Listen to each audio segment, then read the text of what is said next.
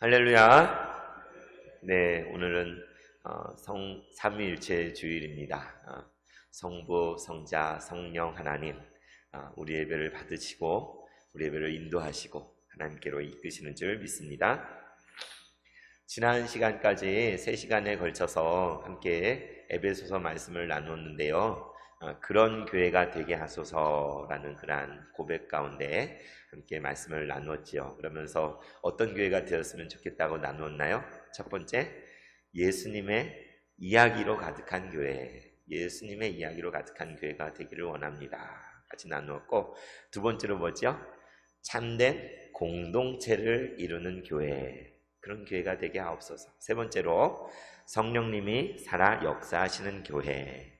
네, 이렇게 이야기가 있고 진정한 공동체이고 성령님이 살아계신 그러한 교회가 되기를 원합니다 라고 같이 나누었는데요.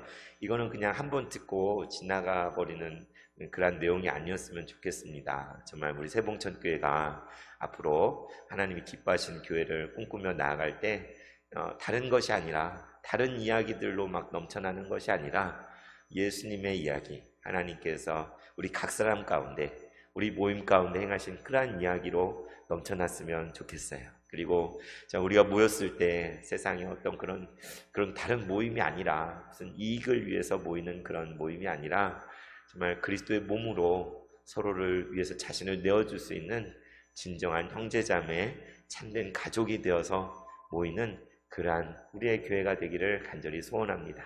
더불어 지난 시간 나눈 것처럼 다른 영이 아니라, 다른 정신이나 다른 것에 이끌림 받는 것이 아니라 우리 성령님, 살아계신 성령님께서 이곳에 임하셔서 역사하시고 우리에게 깨닫게 하시고 성도의 교통이 이루어지게 하시는 그러한 성령님이 살아계 역사하시는 그런 교회가 되기를 진심으로 소원합니다. 이것이 저와 여러분 모두의 간절한 소망이고 계속의 기도의 제목이 되기를 간절히 원합니다. 이제 오늘부터 주일마다 여러분과 함께 나눌 말씀은 고린도후서. 여러분 많이 보셨죠? 고린도에 보낸 두 번째 편지라는 이 고린도후서를 여러분과 함께 나누기를 원합니다. 저의 관심이 뭘까요? 저의 관심사는 다른 것이 아니라 바로 교회입니다. 교회. 그리고 이 세봉천교회에 부임하게 돼서 제가 밤낮으로 생각하고 또 생각하게 되는 것은 바로 세봉천교회가 저의 가장 큰 관심사고 마음이 가는 곳이고 또 생각하고 또 기도하는 기도의 제목입니다. 여러분은 어떠세요? 여러분도 마찬가지죠? 여러분도 이 교회가 참 여러분에게 가장 큰 마음이 가는 곳이고 또 간절한 마음이 드는 그런 곳이 아닙니까? 제가 일전에 한 책을 읽었습니다. 필립 얀시라는 분이 쓴 책 가운데 작은 책이 있는데요. 제목이 이렇습니다. 교회, 나의 고민, 나의 사랑. 한번 따라해 볼까요? 교회, 나의 고민, 나의 사랑. 이게 무슨 뜻일까요? 네, 대충 짐작이 가시죠? 이 필립 얀시라는 분이 이렇게 믿음 안에서 이렇게 교회에서 태어나고 자랐어요. 그래서 어린 시절부터 교회 생활을 쭉 해왔는데 교회 생활을 해오는 가운데 막 고민이 되는 거예요. 교회의 모습에, 교회의 굳어진 모습들, 막 경직된 모습에 상처도 있고 막 정죄하는 모습, 이런 것들 보면서 안타까움이 있고 막 여러 고민이 됐던 것이죠. 그래서 정말 이게 교회가 맞나? 어떻게 하면 좋나? 이런 갈등과 번민의 시간들을 자라면서 계속 해왔는데, 근데 그럼에도 불구하고 그렇게 연약하고 자기의 고민거리인, 아픔거리인 교회가 나의 사랑이다. 내가 정말 버릴 수 없는, 내가 가장 사랑하는 것이 주님의 몸된 이 교회다라는 그러한 고백을, 자기의 고백을 담은 책이 교회, 나의 고민, 나의 사랑입니다. 여러분은 어떠십니까? 여러분은 우리 세봉천교회를 어떻게 생각하십니까? 여러분에게 교회는 어떤 의미가 있습니까? 정말 교회를 생각하면, 여기 있는 우리 한 사람 한 사람, 우리 존재를 생각할 때에 이 교회를 빼놓고 생각할 수가 있으세요? 여기 함께 있는 여러분, 같이 예배드리는 우리 사랑하는 지체들을 제껴두고 내 존재, 내 삶을 상상이 가지 않잖아요. 이 교회를 빼놓고 우리 인생에 여러 가지 일들이 있었잖아요. 어려서부터 지금까지 살아오는 가운데 여러 일들이 있었는데 주님의 몸된 이 교회를 제껴놓고 빼놓고 이야기를 하면 뭐가 남겠어요? 남는 게 없지요. 그죠? 아까 올라오기 직전에도 우리 찬양대에 기도하고 올라왔는데 우리 집사님께서 목사님, 제가 정말 태어날 때 어려서부터 정말 교회에서 믿음 생활 가운데 참 그렇게 자라왔습니다. 그 얘기를 제 손을 꼭 잡고 해주시더라고요. 정말 우리가 각자 부름받은 때가 있어요. 그런데 우리가 이 몸된 교회에 속하여서 함께 평생을 살아왔고 또 장차 하늘나라에 가서도 우리가 만날 가족들이 이 교회 식구들이잖아요. 그죠? 그래서 우리의 삶에 이 교회는 뗄래야 뗄 수가 없는데 이 필립 얀시처럼 우리 교회 어떻습니까? 정말 지난 시간들을 돌아볼 때 너무나 큰 아픔들이 있었고 고통스러운 시간들이 있었고 슬픈 일들이 지금도 여전히 우리에게는 있지 않습니까? 그래서 정말 교회가 우리의 고민이요 고통거리요 아픔이 분명합니다. 그런데 그럼에도 불구하고 우리는 이 교회를 포기할 수 없잖아요. 그리스도의 몸인 이 교회, 사랑하는 성도와 함께 예배하는 이 자리를 우리는 포기할 수 없고 저버릴 수 없어서 지금도 이 자리에는 아픈 몸을 이끌고 정말 힘든 몸을 이끌고 하나님께 예배하러 나온 우리 귀한 권사님, 장로님, 집사님 계신 줄로 믿습니다. 그렇습니다. 정말 우리 교회는 그리스도의 몸이요 형제 자매가 함께하는 진정한 가족, 진정한 피를 나눈 가족보다 더 끈끈한 성령 안에 하나된 가족임을 우리가 고백하게 됩니다. 그래서 이 시간에 고린도후서 말씀을 주일마다 같이 나누려고 하는데요. 이 말씀을 통해서 하나님께서 바로 그런 우리 교회, 우리 세봉천 교회에게 주시는 말씀을 여러분과 함께 나누고 하나님의 말씀을 듣기를 원합니다. 네, 고린도후서 시작하면서 제가 말씀의 제목을 어떻게 붙여볼까 하다가 이렇게 붙여보았습니다. 고난 중에 있는 교회에게. 한번 같이 따라해 볼까요? 고난 중에 있는 교회에게. 네, 고난 중에 있는 교회에게 보낸 편지라. 이렇게 그런 마음 주시더라고요. 그래서 이 고린도 교회는 큰 환난과 고난을 많이 경험한 교회인데 그게 어떤 환난이었죠? 이게 정말 외부적인 게 아니었어요. 외부에 막 대적하는 세력이 있거나 로마 제국이 압제를 하거나 막 잡아가거나 감옥에 가두거나 물론 그런 고난도 있을 수 있겠지만 그런 식의 고난과 환난과는 좀 다르지요. 그죠? 고린도 교회가 당시에 경험한 이 환난, 이 고난은 어떤 것이었느냐? 교회 내부에서의 어려움이었죠. 그죠? 바울이 이 고린도에 와서 복음을 전하고 또 전파하는 가운데 교회가 세워지고 성도들이 모이고 교회가 든든히 서갔는데 시간이 지나고 시간이 흐르게 되니까 그 가운데 교회를 어렵게 하는 사람들도 들어오고 그런 가운데 서로 다툼도 생기고 분쟁도 생기고 나눔도 생기고 파당도 생기고 서로 정죄하고 그러한 외부에서 오는 고난이면 일치단결해서 이렇게 막 우리가 순교할지언정 뭐 이겨낼 수도 있잖아요. 그런데 같이 예배드리던 지체 가운데 같이 하나님께 나아가던 사랑하는 형제자매 가운데 마음이 나누어져서 고난을 겪게 된 그런 고난을 겪은 교회가 바로 고린도 교회인 것입니다. 여러분, 고린도 교회 이렇게 내부의 문제로 어려움을 겪고 있는 게 우리 교회랑 많이 비슷하지 않습니까? 우리 세봉천 교회가 지금까지 겪고 있는 상황과 많이 비슷하잖아요. 그러면서 어떤 마음이 드세요? 아, 고린도 교회도 우리랑 똑같구나 이런 생각하니까 저는 먼저 좀 위로가 되더라고요. 위로가. 우리만 이런 줄 알았는데 우리 교회만 이 모양인 줄 알았는데 이거 성경 속에 바울 사도가 사역하던 그 고린도 교회도 우리랑 똑같은 문제들, 똑같은 어려움들을 그 당시에도 경험하고 그냥 아파하고 있었구나. 이 말은 뭐예요? 역사 속에서 이 땅의 교회가 이런 수많은 내부의 어려움들을 통과하고 겪어오면서 지금까지 왔다는 것이죠. 그래서 정말 우리 교회의 어려움이 우리만의 어려움이다 생각하면 너무 힘들 텐데 아이고, 성경 속에 고린도 교회도 비슷하네, 우리랑 똑같네, 이런 생각하니까 한편으로는 정말 위로가 됐어요. 위로가. 그런데 또 한편으로는 너무 슬프고 마음이 아파. 정말 하나님의 교회, 주님의 몸된 교회가 할 일이 얼마나 많아요. 그죠? 바깥에 나가서 복음을 전파하고 믿지 않는 사람들에게 예수님을 소개하고 또 구제하고 나누고 빛과 소금의 역할을 감당하여서 어두운 세상을 점점 밝은 곳으로 변화시키는 일에 온 힘을 쏟아도 모자란데, 정말 우리 교회가 어려운 것처럼 이 초대 고린도 교회도 내부의 문제와 어려움 때문에 정말 감당해야 될 그 사명을 감당하지 못하고 발목이 잡혀서 이렇게 힘들게 있구나, 그런 모습을 보면서 짠하고 안타깝고 아픈 마음, 슬픈 마음이 이렇게 동시에 들더라고요. 참 위로도 되지만 또 슬프기도 하고, 마치 우리 교회 이야기 같다, 이런 생각이 들었습니다. 그래서 여러분과 이 고린도후서의 말씀을 나누고자 한 것입니다.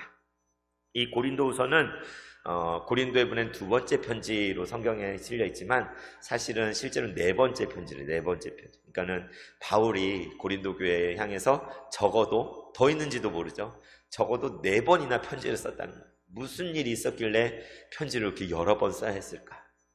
성경에 고린도 전서가 있죠. 고린도 전서가 있고 또 알려지지 않은 또 다른 편지가 있었다고 하고요. 또 이 고린도후서 직전에도 눈물의 편지라고 알려진 그런 편지가 있었대요. 정말 바울이 눈물겹게 안타까워하고 가슴을 치면서 고린도 교회에 보낸 편지가 있는데 그 편지가 남아있지는 않아요. 그리고 이 고린도 후서, 이게 네 번째로 보낸 편지가 바로 고린도 후서라고 합니다. 그래서 이 고린도 교회는 바울에게 너무나 큰 아픔이고 슬픔이고 안타까운 교회였던 거예요. 그죠?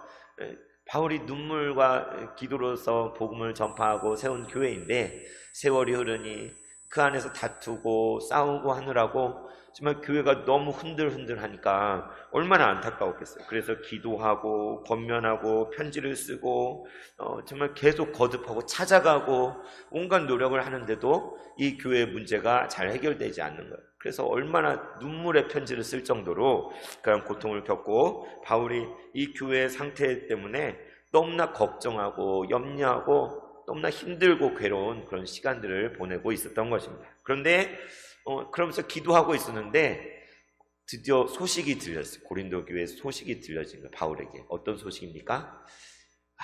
고린도 교회가 성도들이 그렇게 싸우고 다투고 갈등하고 분열하고 찢겨져서 그렇게 그러더니 성령님께서 그 한 사람 한 사람 마음을 어루만져 주셔서 성도들이 회개를 하기 시작했습니다.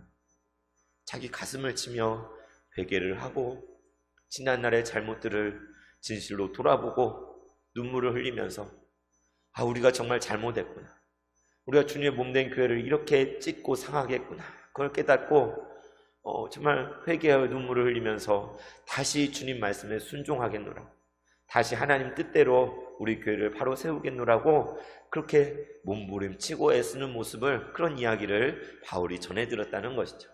그 소식을 들었을 때 바울의 심정이 어땠겠습니까? 너무나 큰 위로가 되고 감사가 나오고 안심이 되고, 교회가 이제 드디어, 정말 고린도 교회가 드디어 이제 다시 온전한 모습을 회복해가고 있구나. 그래서 바울이 너무나 큰 위로를 얻은 거예요. 그래서 바울은 가만히 있을 수가 없었어요. 그냥 아이고 잘 됐네, 그냥 그러고 있을 수가 없어서 오늘 우리가 함께 나눌 이 고린도후서를 쓰게 된 것이죠. 그렇게 회개하고 다시 주님 말씀에 순종하여서 바르게 하려고 몸부림치는 그 교회를 위로하고 그 교회를 정말 향한 하나님의 사랑을 전하고 싶어서 그러한 간절한 마음을 담아서 쓴 책이, 편지가 바로 이 고린도 후서인 것입니다. 그래서 정말 이 고린도 후서를 우리 세봉천교회가 하나님이 우리에게 주시는 말씀이다 생각하고 여러분과 함께 나누었으면 좋겠다 하는 마음을 주셔서 나누려고 합니다. 그래서 우리를 교회를 향한 하나님의 말씀으로 우리가 듣고 또 우리 삶 가운데 이 말씀을 받을 수 있기를 간절히 바랍니다. 네, 먼저 고린도서 1장 1절에서 2절은 편지의 인사의 말씀인데 우리 함께 한 목소리로 읽어보겠습니다. 시작. 뜻으로 말미암아 그리스도 예수의 사도된 바울과 형제 디모데는 고린도에 있는 하나님의 교회와 또 온 아가야에 있는 모든 성도에게 하나님 우리 아버지와 주 예수 그리스도로부터 은혜와 평강이 있기를 원하노라. 아멘. 네, 무슨 내용이죠? 네, 이 내용, 이 편지의 처음 인사잖아요. 처음 인사. 누가 편지를 보내는지, 받는 사람이 누구인지, 처음 편지를 보내면서 처음 인사말이 1절과 2절에 나와 있습니다. 성경에 많은 서신서들 있잖아요. 한결같이 이런 식으로 편지이기 때문에 보내는 사람, 받는 사람, 이 내용이 나와 있어요. 여러분, 옛날에 편지 써보셨죠? 펜팔 같은 걸 해보신 분도 계신가요? 외국 사람하고 펜팔. 저희 형님 막 옛날에 펜팔 해가지고 어디 막 유럽에 모르는 여학생들하고 막 안 되는 영어로 펜팔도 주고 갖고 이랬던 적이 있는데, 옛날에 우리 다 편지 썼잖아요. 편지. 소식을 전해야 할 일이 있을 때, 근황을 알릴 때, 오늘날과 같이 카톡이 있는 것도 아니고 영상통화를 할 수도 없고, 그래서 다 편지를 써야 되지 않았습니까? 그래서 오늘 이 고린도 전서는 바울이 몸으로 지금 가서 만날 수 없지만 멀리 떨어져 있지만 그들에게 쓴 편지예요. 그래서 처음에 보내는 사람이 누구인지 나오고 받는 사람이 누구인지 나오죠. 보내는 사람은 누구와 누구입니까? 바울과 디모데. 네, 그렇죠. 송신, 바울과 디모데 이렇게 돼 있어요. 그러니까 사도인 바울과 그 형제인 디모데가 이 편지를 보냅니다. 써 있는 거예요. 그리고 그럼 받는 사람은 누구예요? 네, 여기 말씀 있는 것처럼 고린도에 있는 하나님의 교회, 그리고 또 온 아가야 지방에 있는 모든 성도에게 이 편지를 보냅니다. 이렇게 돼 있는 거예요. 그러니까 보내는 사람은 바울과 디모데이고 받는 이는 고린도에 있는 하나님의 교회. 바울이 여기서도 그냥 고린도 교회 이렇게 얘기하지 않고 고린도에 있는 하나님의 교회라고 하잖아요. 하나님의 교회 이렇게 말한 이유가 있겠죠. 그러니까 인사말이지만 여러분은 그냥 모여서 생긴 교회가 아닙니다. 그냥 어찌어찌 하다 보니 생긴 교회가 아니라 하나님이 다스리시고 하나님이 주인 대신 하나님이 인도하시는 그러한 교회입니다 라는 걸 말하고 싶어서 고린도에 있는 하나님의 교회에게 이렇게 말하고 있는 거죠. 그리고 또 온 아가야 지방에 있는 성도님들에게 편지합니다. 그럼 아가야 지방이 어딘지 아세요? 잘 모르겠죠. 저도 잘 모릅니다. 찾아보면 나오겠지만 우리가 생각하기는 고린도 교회 근처 지방에 아가야 지방이 있겠구나. 그리고 거기에도 흩어져 있는 성도님들이 있으시겠구나. 그래서 바울은 고린도 교회 성도들에게 교회에 이 편지를 보내면서 그 주변에 흩어져 있는 모든 성도들에게도 이 편지를 보내고 있구나라는 것을 우리가 알 수가 있습니다. 그렇죠? 그래서 보내는 사람, 받는 사람이 우리 1절에 나와 있어요. 그런데 이제 주목해 볼 것은 바울이 그냥 바울과 디모데가 보낸다 이렇게 하지 않고 그 앞에 자기가 누군지를 소개하고 있어요. 저는 이러이런 사람입니다. 이런 바울입니다. 소개하고 있어요. 고린도 교회 성도들이 바울이 누군지 모를까요? 알죠. 조금 알까요? 잘 알죠. 바울이 누군지 너무나 잘 알아요. 그래서 굳이 소개할 필요도 없어요. 제가 씁니다 이러면 되는 건데 바울은 이 편지를 쓰면서 자기 소개를 덧붙이고 있어요. 뭐라고 했습니까? 맨 처음에 하나님의 뜻으로 말미암아 그리스도 예수의 사도가 된 바울은, 저는 바울이 편지를 합니다. 근데 저는 누군지 아시죠? 하나님의 뜻으로 말미암아 그리스도 예수의 사도가 된 바울입니다. 이렇게 소개하고 있어요. 이게 의미가 있을까요? 없을까요? 의미가 있죠. 바울은 너무나 분명했어요. 자기가 그리스도 예수의 종, 그리스도 예수의 사도가 된 것은 그냥 공부를 많이 해서 똑똑하고 학위가 있어서 또는 말주변이 좋아서 뭔가 능력이 많아서 그래서 사도가 된 것이 아니라 하나님의 뜻으로 말미암아 하나님께서 세워주셔서 나는 그리스도 예수의 사도가 되었습니다. 이 고백을 하고 있는 것이죠. 여러분은 어떻습니까? 저는 어떨까요? 저는 어떻게 목사가 된 걸까요? 여러분은 어떻게 장로가 되시고 어떻게 권사님이 되시고 어떻게 안수 집사님이 되셨습니까? 얼마 전에 우리 위임식과 임직식이 있었잖아요. 그죠? 정말 엊그제 일인데 한참 된 것 같아요.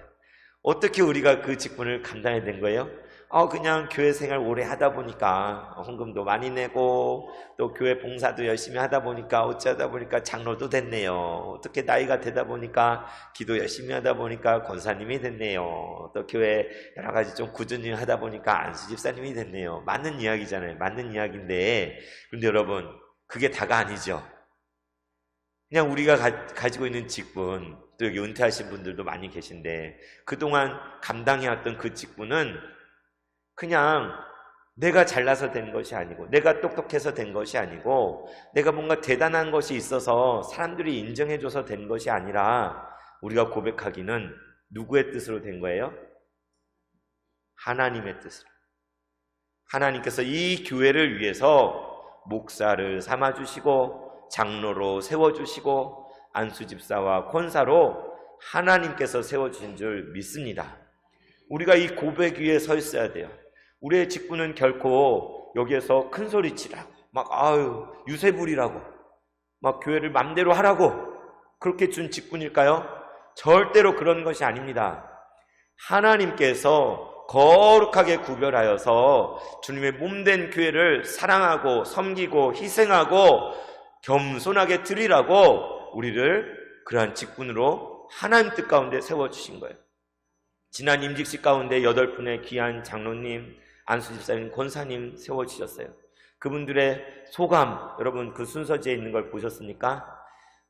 정말 교회에서 큰 소리 내는 것이 아니라 소리 없이 섬기는 그러한 손길이 되기 원하고 작은 미랄이 되기 원합니다. 정말 그러한 섬기는 종이 되겠습니다. 그러한 고백을 하시면서 장로가 되셨고 안수집사가 되시고 권사님이 되셨습니다. 이 마음이 변하면 될까요? 안 될까요? 안 되죠. 먼저 직분을 받은 우리 모두는 그 마음이 변하면 되겠습니까? 안 되겠습니까? 하나님의 뜻으로 하나님이 세워주신 직분이에요. 그렇기 때문에 정말 감사함으로 이 직분을 최선을 다해서 두려운 마음으로 잘 감당을 해야 되겠지요. 바울은 당시 에베소 교회에 바울이 전도해서 세워진 교회인데도 불구하고 에베소 교회에서 고린도 교회 바울이 전도해서 세워진 교회임에도 불구하고 시간이 지나니까 이 사람들이 교만해졌어요. 그래가지고 바울 보니까 말도 시원치 않더라. 생긴 것도 좀 못생겼더라. 깨재재하더라. 뭐 바울 쟤까지 이게 뭐야? 우리가 뭐 하면 되지? 무시하기 시작했어요. 배척하기 시작했어요. 그냥 우리 맘대로 하면 돼. 그러기 시작하면서 문제가 생긴 거예요. 그런데 그런 교회를 향해서 바울이 야 내가 가서 세웠잖아 이런 걸 주장하나요? 아닙니다. 바울은 자기 자신을 소개할 때 여러분 제가 사도인 것은 제가 여러분에게 이러한 편지를 쓸 수 있는 것은 제가 눈물로 여러분을 위해 기도하는 이유는 나의 나된 것이 하나님의 은혜이고 하나님께서 내가 정말 죄인 중에 괴수일 때에 교회를 잔해하고 박해하고 사람들을 잡아 죽이는 일을 하던 그러한 사울이었는데 그런 나를 내가 된 게 아닙니다. 내가 하고 싶어서 사도가 된 게 아닙니다. 하나님께서 나를 강권적으로 부르시고 역사하셔서 나를 당신의 종으로 삼으셨습니다. 나를 사도로 삼아주신 분이 하나님이십니다. 그 고백을 하고 있는 거예요. 그래서 바울은 당당할 수 있는 것이죠. 그리고 하나님을 두려워하는 거였어요. 자기에게 맡겨진 직분에 최선을 다하지 않을 수가 없었어요. 딴짓을 할 수가 없었어요. 다른 걸 막 주장할 수가 없었어요.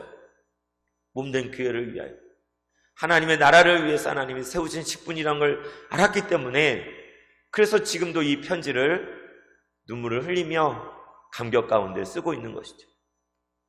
여러분 우리 한 사람 한 사람 주어진 직분이 어떤 분은 나는 정말 별것 없는 직분인데 뭘 하시는 분이 계신지 모르겠어요. 어떤 분은 내가 맡은 직분이 어떻게 내가 감당할 수 없는데 이런 생각하시는 분도 계실 거예요. 우리는 믿습니다. 여러분 한 분 한 분을 세워주신 분은 하나님이신 줄 믿습니다. 하나님께서 택하셔서 불러주셨고 세워주셨고 하나님의 뜻을 따라 이 교회를 위해 우리에게 이 귀한 직분을 맡겨주신 것입니다. 그리고 저도 마찬가지. 정말 그렇기 때문에 두렵고 떨리는 마음으로, 감사한 마음으로, 충성된 마음으로 하나님 맡겨주신 직분을 잘 감당하는 저 여러분이 되기를 진심으로 축원합니다. 네, 여러분 한 분 한 분이 얼마나 귀하고 감사한지 몰라요. 여러분 한 분이라도 없으면 안 돼요. 나 같은 거 없어도 되지 뭘. 맞아요? 안 됩니다. 나는 은퇴했는데 나 같은 거 없어도 되지 뭘. 아닙니다. 여러분 한 사람 한 사람이 이 자리에 계십니다. 그래야 완전할 수 있고 온전히 하나님 받으신 예배가 되는 것입니다. 정말 아픈 몸인데도 불구하고 이 자리에 오신 우리 노 권사님들 정말 감동이 돼요. 하나님 얼마나 기뻐하시겠습니까? 하나님 여러분을 너무나 사랑하십니다. 그래서 바울은 하나님의 뜻을 말미암아 그리스도 예수의 사도된 바울과 형제 디모데는 고린도에 있는 하나님 교회 온 아가야에 있는 모든 성도에 편지합니다. 그러면서 2절에 뭐라고 인사하냐면 아까 우리 읽은 대로 하나님 우리 아버지와 주 예수 그리스도로부터 은혜와 평강이 여러분의 있기를 소원합니다 라고 인사를 하고 있습니다. 은혜와 평강이 여러분의 있기를. 네.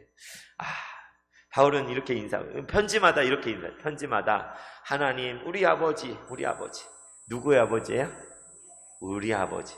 지난주 수요일날 주님 가르쳐준 기도 나눴잖아요. 너희는 이렇게 기도하라. 하늘에 계신 우리 아버지여, 이렇게 기도하라고 우리에게 가르쳐 주셨어요. 하나님은 우리의 아버지가 되셨습니다. 정말 엄하고 무서운 아버지가 아니라 자비의 아버지, 사랑이 많으신 아버지. 그 아버지, 그 하나님이신 우리의 아버지와 주 예수 그리스도로부터 은혜와 평강이 여러분에게 가득 넘치기를 간절히 바랍니다 라고 말하고 있는 것입니다. 그렇습니다. 우리가 서로를 바라볼 때에 서로를 향해서 어떻게 인사하세요? 어떻게 문안하세요? 밥은 먹었어요? 밥 먹었어? 이렇게 물을 수도 있고 이렇게 정말 사랑하고 기뻐서 이렇게 교회에서 만나면 손도 잡고 그러잖아요. 그죠? 그런데 정말 우리 서로 한번 볼까요? 우리 찬양대도 한번 보시고 옆에 있는 장로님, 권사님도 한번 보셔요. 너무나 사랑하는 권사님, 평생을 함께 믿음 생활해온 우리 장로님, 집사님 아닙니까? 우리가 서로를 위해 무엇을 구할 수 있겠어요? 바로 하나님 우리 아버지와 주 예수 그리스도로부터 임하는 은혜와 평강이죠. 평강이 당신에게 있기를 바랍니다. 은혜가 당신에게 있기를 바랍니다. 하나님의 은혜가 당신에게 있기를, 예수 그리스도의 평강이 당신에게 있기를. 이게 우리의 인사여야 되고 우리의 바람이어야 되고 우리가 서로를 생각할 때 구하는 것이 되어야 되겠죠. 우리가 모여있는데 하나님의 은혜를 다 까먹고 없어요. 그러면은 이거 뭔가 이상한 거예요. 모여서 이렇게 한참 떠들다 왔는데 은혜가 안 돼요. 그럴 때도 있잖아요. 그죠? 내가 뭐 하다 왔지? 막 그럴 수도 있잖아요. 그죠? 그리고 정말 하나님은 평강의 하나님, 예수님은 정말 우리의 평강을 주시러 이 땅에 오셨는데 우리 마음 가운데 정말 모였는데 오히려 마음이 심란하고 어수선하고 막 어지러우면 그것도 이상한 거잖아요. 그죠? 우리 모일 때마다, 함께 할 때마다, 예배 때마다 몇 사람이 뭐 같이 식사할 때든지 어디를 가든지 정말 서로를 향하여서 하나님이 주시는 은혜가 가득하기를, 예수 그리스도의 평강이 우리 형제와 자매 가운데 가득하기를 구하는 마음으로 우리 함께 해야 되는 줄로 믿습니다. 그래서 저도 옛날에 편지 쓸 때 맨 끝에다가 꼭 이렇게 썼어요. 영어로 peace, 평화죠. be with you, 당신에게 평화가, 이게 당신에게 평화가 있길 바랍니다. 제가 지어낸 게 아니고 영어 성경을 보니까 예수님께서 부활하셔서 이제 제자들 두려워 떨고 있고 여자들도 막 무섭고 그러잖아요. 근데 나타나셔서 항상 먼저 하신 말씀이 너희에게 평강이 있을지어다. 그 영어로 peace be with you 이거더라고요. 그래서 너희에게 평강이 있을지어다. 이 말이 저한테 이렇게 너무 좋아서 편지마다 peace be with you 이렇게 썼던 적이 있습니다. 샬롬 이 말이죠. 샬롬. 그래서 좀 우리가 서로에게 은혜와 평강을 전해주는 그런 우리 모두가 될 수 있기를 진심으로 바랍니다. 이제 본론에 들어 3절 4절을 같이 한 목소리 읽겠습니다. 시작. 찬송하리로다. 그는 우리 주 예수 그리스도의 하나님이시요 자비의 아버지시요 모든 위로의 하나님이시며 우리의 모든 환난 중에서 우리를 위로하사 우리로 하여금 하나님께 받는 위로로서 모든 환난 중에 있는 자들을 능히 위로하게 하시는 이시로다. 아멘. 찬송합니다. 우리 지난 시간 에베소 말씀 볼 때도 찬송하리로다. 우리 주 예수 그리스도의 아버지 하면서 이제 찬송 시작했잖아요. 제가 다른 서신도 보니까 찬송하리로다 하면서 시작하는 데가 고린도후서하고 에베소서더라고요. 에베소. 그러니까 바울은 지금 이 편지를 내가 여러분께 지금 편지를 씁니다 하면서 제일 먼저 하는 게 하나님을 찬양합니다 외치면서 지금 이 편지를 쓰고 있어요. 왜요? 그는 하나님은 바울이 이 편지를 쓰는 순간 성령의 감동 가운데 그에게 정말 느껴온 그 하나님을 고백하지 않을 수, 나눌 수 없고 높이지 않을 수가 없어서 하나님을 찬양합니다 하면서 그분은 이러이러한 하나님은 이러이러한 분입니다 여러분 하면서 이 편지를 시작하고 있는 것이죠.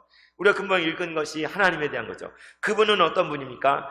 그분은 우리 주 예수 그리스도의 하나님이시요 그분은 자비의 아버지시요 그분은 모든 위로의 하나님이십니다. 이 말을 하고 있습니다. 바울이 감격 가운데 지금 고린도 교회를 향해서 하나님을 말하고 싶은데 다르게 표현하는 것이 아니라 여러분과 나의 하나님, 우리 하나님 어떤 분이십니까? 그분은 우리 주님이신 예수 그리스도의 하나님, 그 아버지시고 모든 자비의 아버지. 이 자비는 사랑, 그죠? 하나님의 그 무한하신 자비, 그 자비 중에 자비, 모든 자비의 아버지가 되시는 분이 우리 하나님이시잖아요. 그리고 그분은 모든 위로의 하나님,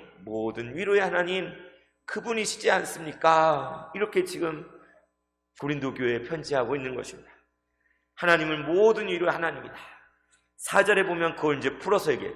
하나님이 어째서 모든 위로의 하나님이냐? 이것을 뭐라고 하냐면, 여러분, 하나님이 모든 위로의 하나님이신데 우리의 모든 환난 중에서 우리가 이제까지 겪어온 그 모든 환난들 있지 않습니까? 모든 어려움과 눈물의 골짜기 있지 않습니까? 그 모든 환난을 우리가 거쳐오는 동안에 우리를 하나님께서 위로해 주셨습니다. 이 얘기는 합니다. 여러분을 위로하시는 분은 다른 이가 아니라 우리 하나님이셨습니다. 그래서 우리들로 하여금 그 하나님 목적입니다. 우리 한 사람 한 사람 그 환난을 통과하는 가운데 위로받은 우리 한 사람 한 사람이 하나님께 받은 그 모든 위로를 가지고 그냥 나만 위로받고 끝나는 것이 아니라 아유 좋습니다 그러고 끝나는 게 아니라 그 받은 위로로 이제도 누구에게요? 모든 환난 중에 있는 자들을, 그러니까 여전히 돌아보니까 환난 가운데 우리가 겪는 것과 똑같은 그런 모든 환난을 겪고 있는 이들이 우리 옆에 있는 거예요. 그들에게 능히 위로하게 하시는 분이십니다. 그러니까 하나님 모든 위로의 하나님인 것은 모든 환난 중에 있는 우리에게 그 놀라운 위로를 부어주셨어요. 그래서 그 위로로 그냥 멈추는 것이 아니라 그 위로를 가지고, 그 가득한 위로를 가지고 이제도 모든 환난 중에 있는 지체에게, 그러한 사람들에게 나아가서 이 하나님의 위로로서 위로하게 하시는 하나님. 그래서 우리 하나님은 모든 위로의 하나님이다 라고 바울이 고백하고 있는 것입니다. 바울이 지금 하고 있는 게 이거예요. 바울이 모든 환난 가운데 고통을 겪었는데 그 가운데 하나님의 놀라운 위로를 먼저 경험하고 이제 그것을 가지고 이제도 연약한 중에 아픔 중에 있는 고린도 교회를 향해서 그들을 위로하려고 지금 이 편지를 쓰고 있는 거잖아요. 하나님의 위로를 전하려고 이 편지를 쓰고 있는 거잖아요. 그 하나님이 우리 하나님이신 것입니다. 여기 1절에서 7절까지 짧은 본문에 보면 환난이나 고난이란 말이 6번이나 나오더라고요. 세보니까. 여러분 한번 세보세요. 6번 나와요. 근데 위로라는 말은 몇 번 나올까요? 10번 나옵니다. 10번. 불과 7절밖에, 1절, 2절은 인사잖아요. 그죠? 그러니까 2절, 3절부터 7절. 이 5절 안에 위로라는 말이 10번 나와요. 10번.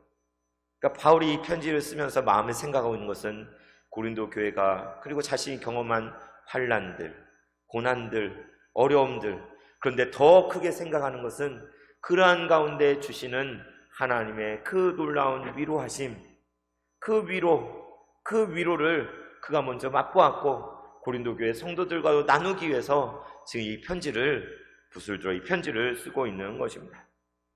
그래서 환난과 고난이란, 위로란 이 두 가지는 고린도후서를 이해하는데 키가 되는 단어라고 생각합니다. 우리는 환난에 대해 깊이 이해해야 돼. 그리고 그 위에 부어지는 하나님의 위로에 대해서 우리는 깊이 묵상하고 깨달아야 되는 것입니다. 제가 헬라어를 찾아보니까 이 위로라는 단어를 파라클레시스라는 단어로 썼대요. 따라해볼게요. 파라클레시스. 네, 우리 헬라어도 합니다. 파라클레시스, 위로. 근데 보혜사 성령님은 뭐라고 하죠? 파라클레토스. 따라해볼게요. 파라클레토스. 네, 파라클레시스가 위로인데 파라클레토스가 보혜사란 뜻이에요. 곁에서 함께 하시다. 그러니까 이 위로라는 말은 성령님과 거의 비슷하잖아요, 그죠? 그래서 우리가 성령님을 누구라고 고백해요? 위로자라고 고백하죠. 위로자. 우리의 참된 위로자 성령님 이렇게 고백하잖아요, 그죠? 파라클레시스, 파라클레토스. 네, 오해하지 말고 들으시기 바랍니다. 제가 어제 중고등부 아이들 야외 행사 가는 데를 따라갔어요. 이렇게 운전도 하고 날이 뜨겁고 더운데 따라가서 우리 아이들 4명, 그제 저희 딸도 있어가지고 같이 갔었는데 저희 딸이 좀 덤벙대가지고 막 원래 막 넘어져가지고 무릎이 까지기도 하고 막 좀 덤벙된 면이 있습니다. 그런데 어제 제 자식 자랑이 아니라 그냥 이걸 설명하는데 떠올라서 그래요. 그래서 이제 가서 이렇게 다니는데 저 아이가 계속 뒤따라오는 거예요. 한참 뒤따라서. 저는 앞에서 막 앞장서 가고 뒤에 왜 그런가 봤더니 우리 중고등부 담당하는 목사님이 좀 장애가 있으시잖아요. 그래서 걷는 게 불편하고, 일부 때는 제가 말씀 안 드렸는데 불편하고, 그러니까 이제 항상 걸음이 늦지 않습니까? 뒤에 오잖아요, 뒤에. 그런데 이제 저는 이제 앞에 막 가고, 근데 저희 아이가 보조를 맞춰가지고 뒤에서 걸어오더라고요. 계속. 한 번이 아니라 처음부터 끝까지. 이 파라클레토스는 곁에서 함께 계시는 분이란 뜻이잖아요. 정말 저희 아이 아빠니까 되게 철없게만 여기고, 사실 철이 많이 없습니다, 아직. 그런데 감동이 됐어요. 몸이 불편한 목사님과 보조를 맞춰서 이렇게 같이 이렇게 천천히 계속 걸어오는 것에, 그래서 위로한다는 것이 이런 게 아닐까. 정말 위로자가 된다는 것이, 나는 막 앞서갈 수 있지만, 나는 멀찍이 저 앞에서 나아갈 수 있지만, 우리 중에 연약한 지체를 생각하고 그 지체와 보조를 맞춰서 천천히 걸어가는 것, 그게 위로의 모습이 아닌가, 이런 묵상을 제가 하게 됐는데요. 오해하지 말고 드시기 바랍니다. 자식 자랑하려고 그런 게 아니에요. 자식 자랑한 게 아니라 우리도 그렇잖아요. 우리도 어떤 때 위로를 받습니까? 내가 뒤떨어져 있고 어떻게 할지 모르는 그럴 때 막 많은 말 하지 않아도 내 옆에 와서 조용히 앉아서 같이 있어주는 사람, 같이 곁에 앉아주는 사람, 그냥 손 한번 잡아주고, 그때 위로가 오잖아요. 그때 말하지 않아요. 그런데 오늘 성령님께서, 오늘 바울이 하나님이 다른 분이 아니라 여러분, 하나님은 모든 위로의 하나님이 되십니다 말하고 있는 것입니다. 그래서 우리가 그 받은 위로로 우리만 그냥 좋은 것이 아니라 지금도 환난 중에 있는 자에게 찾아가서 위로하라고, 하나님의 위로를 전하라고 우리를 부르셨다는 것이죠. 그래서 5절 말씀 함께 읽겠습니다. 시작. 그리스도의 고난이 우리에게 넘친 것 같이 우리가 받는 위로도 그리스도로 말미암아 넘치는도다. 이게 지금 바울이 고백한, 여러분, 저에게, 그리고 여러분에게 그 많은 고난이 넘치도록 우리에게 있지 않습니까? 우리에게 헤어나올 수 없는 어마어마한 고난이 있지 않습니까? 여러분, 그리스도의 고난을 아시지요? 예수님께서 우리를 위해 물과 피를 다 쏟으시고 멸시와 천대를 받으시고 저주받은 자처럼 십자가에 달려 고난당하신 그 예수님을 아시지요? 예수님께서 당하신 그 고난처럼 그 고난이 지금도 저와 여러분에게 어마어마하게 넘친 것처럼 여러분 우리가 받은 그 위로도 그리스도 예수로 말미암아 우리에게 흘러 넘치고 있습니다. 바울이 이것을 고백하고 있는 거죠. 우리가 겪은 고난이 얼마나 깊어요. 얼마나 커요. 이거 헤어날 수 없는 긴 시간. 그런데 놀라운 것은 그것이 차고 넘친 그것보다 더 하나님이 우리에게 부어주시는 그 위로와 은혜가 더 흘러넘쳐서 그 모든 것을 차고 덮었다는 것이죠. 자, 6절과 7절 말씀 같이 읽겠습니다. 우리가 환난당하는 것도 너희가 위로와 구원을 받게 하려는 것이요 우리가 위로를 받는 것도 너희가 위로를 받게 하려는 것이니 이 위로가 너희 속에 역사하여 우리가 받는 것 같은 고난을 너희도 견디게 하느니라. 너희를 위한 우리의 소망의 견고함은 너희가 고난에 참여하는 자가 된 것 같이 위로에도 그러할 줄을 알미라. 아멘. 네, 바울이 무엇을 이야기합니까? 여러분, 우리가 환난당한 것을 아시지요? 그러니까 고린도 교회를 떠나서 바울과 함께 있는 사람들이 8절에 보면 우리가 아시아에 당한 환난을 너희가 모르기를 원치 아니하노라 말씀한 것처럼 복음을 전하고 있는데 수많은 환난과 고난과 고통스러운 일들이 바울에게 있었어요. 바울과 함께한 사람들에게 어마어마한 말로 다 할 수 없는 고난과 고통이 있었어요. 그런데 바울이 무엇을 얘기해요? 여러분, 우리가 모든 환난과 고난을 당하는 가운데 있는데 이것은 여러분을 위한 것입니다. 여러분에게 하나님의 위로와 구원이 임하게 하려고 우리가 지금 이렇게 환난당하고 있습니다. 무슨 얘기인지 아시겠어요? 바울이 우리가 지금 환난당하는 것은 여러분이 위로와 구원을 받게 하기 위해서 우리가 지금 환난당하는 것이고 또 바울에게 하나님의 위로가 임했잖아요. 우리가 위로를 받는 것도 그렇게 환난 가운데 하나님이 지금 위로를 누리고 있는데 우리가 이렇게 위로를 받는 것도 보니까 이것도 너희가 여러분이 위로를 받게 하려고 위로를 주신 것입니다. 그리고 또 뭐라고 하냐면 결국에 이 위로가 여러분 속에서 역사해서 우리가 지금 받는 것 같은 고난도 여러분도 견딜 수 있도록 하려는 것이 하나님의 뜻입니다 라고 말하고 있는 거예요. 그러니까 여기 참 놀라운 신비를 이야기하고 있어요. 바울은 여기에 있고 고린도 교회는 여기 있어요. 그런데 영적으로 연결되어 있는 거예요. 뭘로? 환난과 위로로. 환난과 위로로 완전히 붙어 있어요. 그러니까 바울이 여기서 고통당하고 환난당하고 그러는데 이것이 고린도 교회 성도들에게 위로가 임하도록 구원이 임하도록 하는데 연관이 되어 있다는 거예요. 그리고 여기서 바울이 하나님이 주신 그 위로를 경험하고 누리는 것도 고린도 교회 성도들의 그 위로받게 하기 위해서 위로를 받는다고 바울은 고백하는 거예요. 이것은 그들이 하나님이 주신 그 위로를 받음으로 이제 고린도 교회도 바울이 겪는 것 같은 그런 고난이 왜 없겠습니까? 핍박이 왜 없겠습니까? 교회를 뒤흔드는 일이 왜 없겠습니까? 그런 일이 불어닥친다 할지라도 그 모든 것들을 다 견뎌낼 수 있게 그것을 견디게 하기 위해서 하나님이 이 위로를 주시는 것입니다 라고 말하고 있는 것이죠. 이해 가시죠? 그렇습니다. 우리 새봉천교회 가운데 이제까지 겪어온 모든 환난이 목적이 아니에요. 우리가 고난당하고 힘들어 지쳐 쓰러지게 하려고 이 환난이 있는 것이 아닙니다. 이것의 목적은 우리에게 말로 형언할 수 없는 더 큰 위로를 우리에게 주시려고, 더 큰 은혜를 우리에게 주시려고, 우리 교회가 좀 더 정말 하나님께 합당한 교회가 되게 하시려는 그런 뜻과 계획 가운데 우리의 이 모든 것을 허락하신 줄 믿습니다. 우리 각자에게 임하는 그 위로는 정말 나 혼자 누리라는 것이 아니라 서로에게 이 은혜를 끼쳐주라고, 이 위로를 넘치게 하라고, 서로에게 위로가 되라고 우리를 부르신 줄 믿습니다. 하나님께 우리를 위로하시는 그 이유는 이 위로함을 받음으로 말미암아 앞으로도 있을 그 모든 환난과 어려움 가운데 좌절하지 말고 쓰러지지 말고 견뎌내라고, 그러라고 하나님이 우리에게 주시는 것인 줄 믿습니다. 7절에 있는 것처럼 여러분을 위한 우리의 소망은 아주 견고합니다. 여러분을 향한 소망이 견고합니다. 여러분, 인간적인 눈으로 보면 맨날 넘어지고 엎어지고 말도 안 듣고 또 문제를 일으키고 소망이 있어 보여 안 보여? 소망이 없잖아요.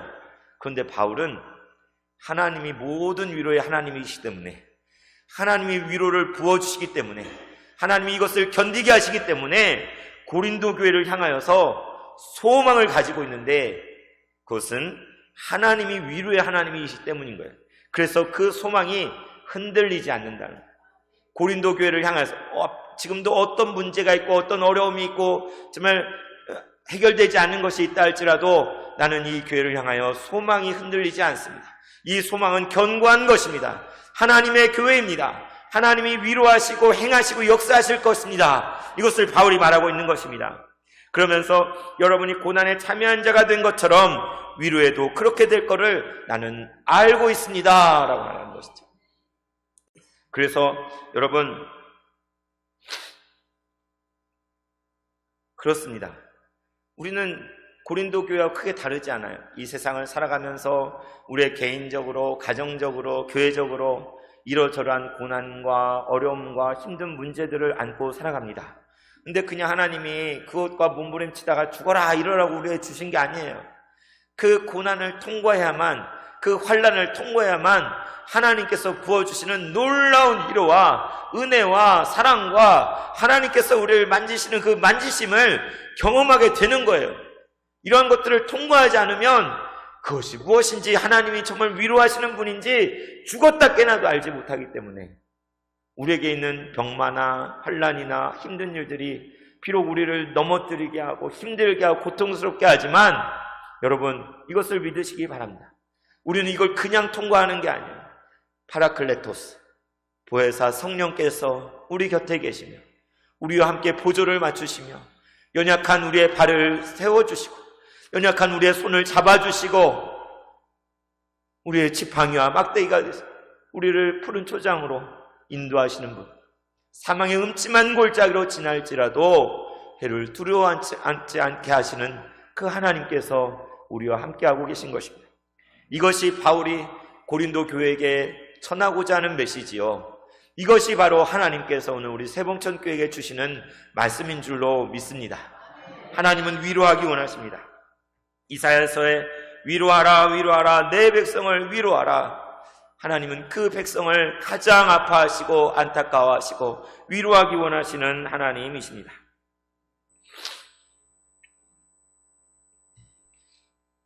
하나님 바로 이것을 말씀하시기 원하는 것이죠. 그분 안에 있는 이 놀라운 위로가 우리에게 가득 넘치기를 바랍니다. 그 위로로서 우리의 상처와 아픔들이 먼저 치유되고 또한 상처받은 성도들을 위로할 수 있기를 소원합니다. 이 위로를 통해서 우리가 우리 앞에 있는 그 십자가를 짊어지고 나아갈 수 있기를 원합니다.